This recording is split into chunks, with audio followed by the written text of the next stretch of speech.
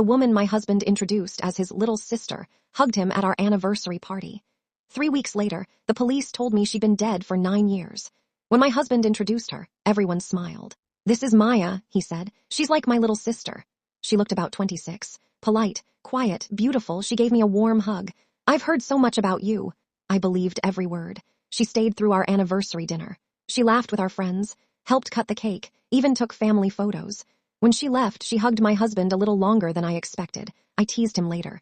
"You two are really close." He smiled. "We've been through a lot together." That was the end of it, or so I thought. 3 weeks later, I was cleaning the garage when I found an old photo album. Inside was a picture of my husband in college. Standing beside him was Maya. Only the photo was dated 2016. She looked exactly the same, not younger, exactly the same. I laughed to myself. Some people never age. Then I noticed something written underneath. "In loving memory of Maya Patel." I frowned. Memory? That night I asked my husband. He stared at the photo for a long time, then quietly said, "Where did you find this?" "You told me she was your little sister." He slowly sat down. "I need to explain." Before he could say another word, someone knocked on the front door, 2 police officers. "We need to speak with Mr. Daniel Brooks." My heart dropped. They weren't there to arrest him. Instead, one officer placed an old photograph on the table. It was Maya. "Do you recognize her?" My husband nodded. The officer sighed. "We've reopened her missing persons investigation." I interrupted. "Missing? She was at our house 3 weeks ago." Both officers looked confused. One finally said, "Ma'am, Maya Patel disappeared in 2016. Her remains were identified in 2017. I laughed nervously. "No, you're mistaken. I had dinner with her." The officer slid another folder across the table. Dental records, DNA confirmation, death certificate. Maya had been dead for 9 years. I looked at my husband. His face had gone completely white. "Who was at our house?" he whispered. "I don't know." The police searched our home. Every photograph from the anniversary was examined.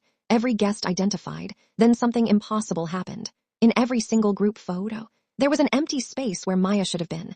Guests remembered talking to her, remembered laughing with her, but she wasn't visible in a single picture.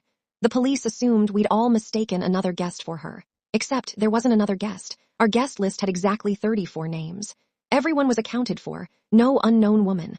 Over the following weeks, detectives focused on something else. Not Maya, my husband. Because his fingerprints had recently been found on evidence connected to her old case. He admitted the truth.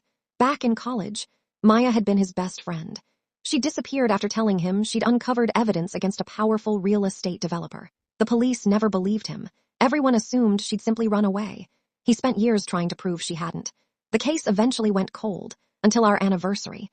3 days after the mysterious woman appeared, an anonymous envelope arrived at the police station. Inside was a flash drive. It contained hidden financial records, old security footage, and enough evidence to identify the men responsible for Maya's murder. The files had been impossible to access before because they were encrypted. Whoever delivered them knew exactly where to find them. The investigation led to the arrest of 3 retired businessmen, the same men Maya had tried to expose. The lead detective later admitted something that still gives me chills. "We have no idea who delivered the evidence. There were no fingerprints, no DNA, no CCTV, just the envelope." Months later, I visited Maya's grave with my husband. He placed fresh flowers beside the headstone. "I couldn't save you."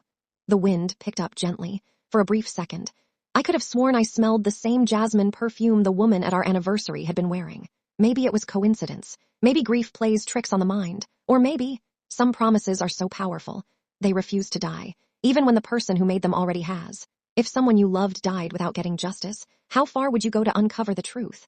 Even years later,